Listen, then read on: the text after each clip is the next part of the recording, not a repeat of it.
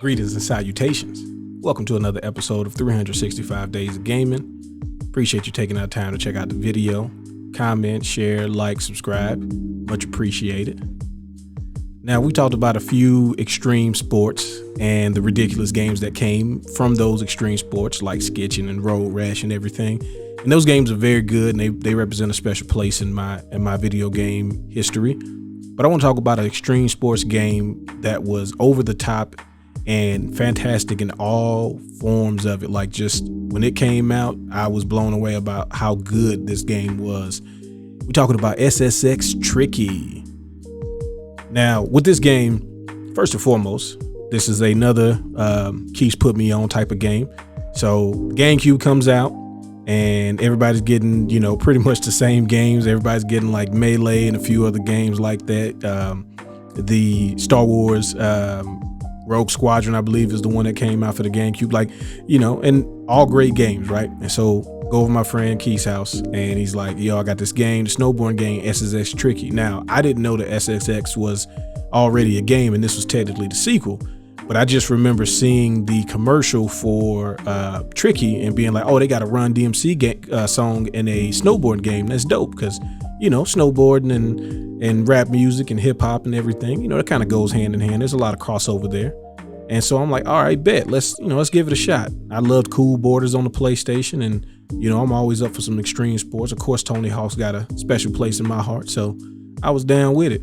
And let me tell you, this game, one, controls great still to this day. Like, even just starting off, because your characters have stats that you have to level up, and that makes them, control better, go faster, jump higher, more tricks, all that good stuff. But just the smoothness of the game, as soon as you start playing it, is great. The cast of characters, fantastic. My favorite was always either Mac, who was just, he's here about these tricks. That's what he's here for. The racing aspect of it, which is definitely a big part of the game. In order to unlock everything, you got to win all the races.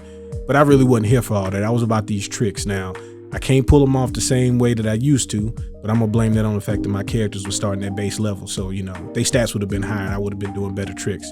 That's the way I'm gonna leave it. But you have, everybody knows about Eddie because he was one of the front people. He's got the big orange afro. He's pop locking Mr. Disco Man. But I mean, there's really not a bad character in the game. Luther was also a really good one, but it takes a little longer to unlock him, and I didn't have time like that. So I had to, do what I had to do. But you'll see him in the montage in the beginning because I thought the intro video is a great way to, set the tone for what we're talking about as far as the fantastic absurdity of the tricks that they're doing. And this is another EA big game. So another shout out to them, right? This is part of like the start of where I hear EA Big's name and I'm like, okay, so, they coming with something. But between like this and Def Jam Vendetta and the first NBA Street, all of a sudden it was like, yo, EA Big has something. Whatever they're doing over there, like they know how to make these over the top games and not just make them where they look good or, they have some sort of gimmick that, makes them decent, but like these are some A-grade titles that they have. And, SSX really does a great job. You have basically the career mode where you can do two types of events. You can do the trick base where you're showing off and you have to get certain scores to get to the next level, or you can do the straight up racing, which is basically downhill jam. You use tricks to get your tricky meter up, which also serves as your turbo meter, and if you do enough of your uber tricks, you get a full tricky meter and you get basically unlimited sprint, which as you get later into the game, which you won't see because I couldn't win too many races, you will notice that you will definitely need to get that tricky meter filled as quickly as possible, because without pretty much infinite boost, you're not getting through.